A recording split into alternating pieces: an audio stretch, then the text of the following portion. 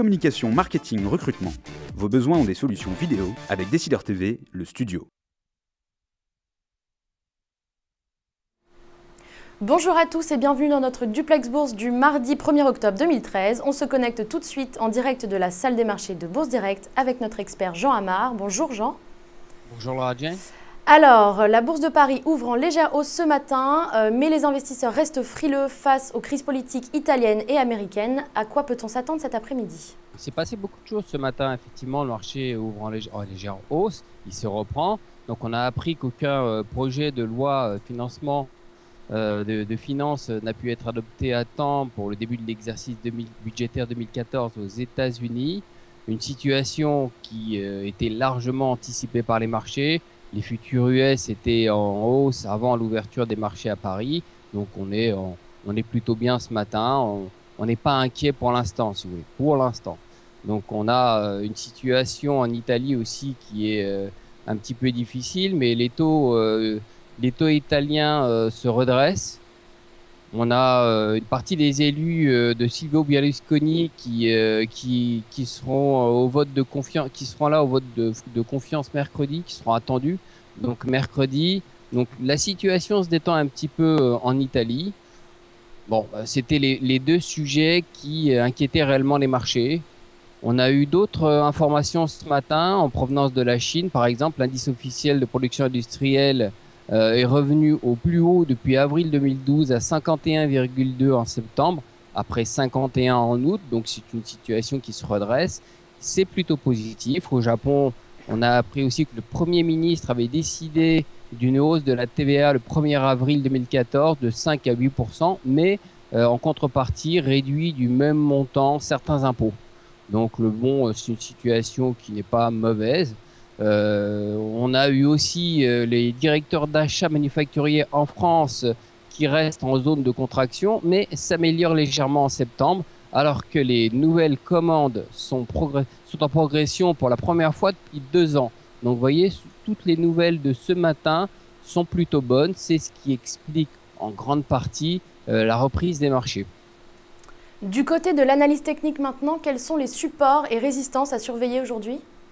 Alors bon, on est repassé dans une tendance à biais positif. C'est-à-dire on a une tendance soit positive, soit négative. Et là, on a une tendance avec un biais positif. On n'est pas positif, mais on est un biais positif. Ça veut dire que au-dessus de 4170, c'est un niveau qui était support, qui est passé résistance hier et qui est redevenu support aujourd'hui. Donc à surveiller, si ce niveau était de nouveau cassé, il faudrait s'attendre à un retour sur les 4120. Donc à surveiller. Un mot maintenant sur les valeurs qui ont attiré votre attention ce matin. Alors ce matin, on peut surveiller Renault qui a encore tiré son épingle du jeu avec un bond de 18,1% de ses ventes, de ses immatriculations en septembre, c'est dur à dire.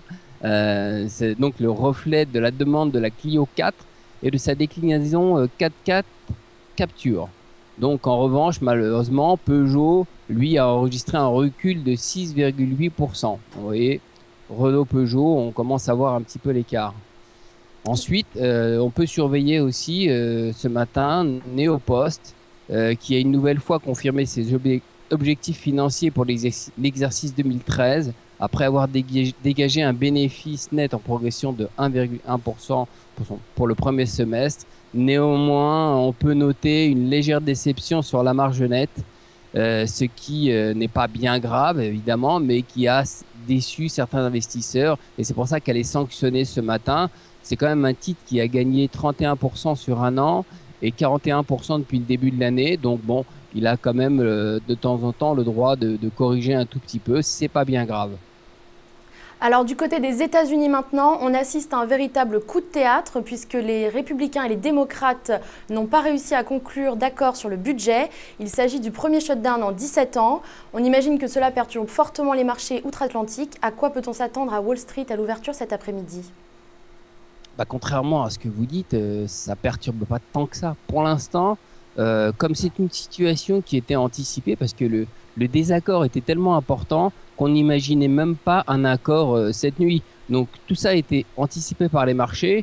Bon, c'est vrai que Ça fait un choc quand même depuis 17 ans. 800 000 fonctionnaires qui se retrouvent ce matin sans travail dans l'attente d'un déblocage de la situation. C'est vrai que ça peut paraître comme ça choquant, mais s'il y a quand même 12 millions de fonctionnaires, 800 000 mais qui sont en chômage ce matin, c'est une situation qui ne devrait pas durer. On espère, on espère sincèrement qu'il y aura une solution qui sera trouvée bientôt. Bon, il faudra que ça soit fait avant le 17 octobre, alors, puisque là c'est le plafond budgétaire qui doit être relevé avant cette date.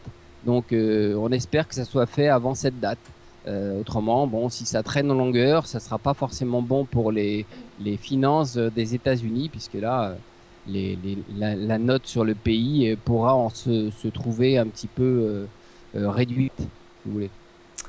Merci Jean pour toutes ces précisions. On se retrouve demain pour un nouveau duplex. En attendant, très bonne séance à tous. À demain.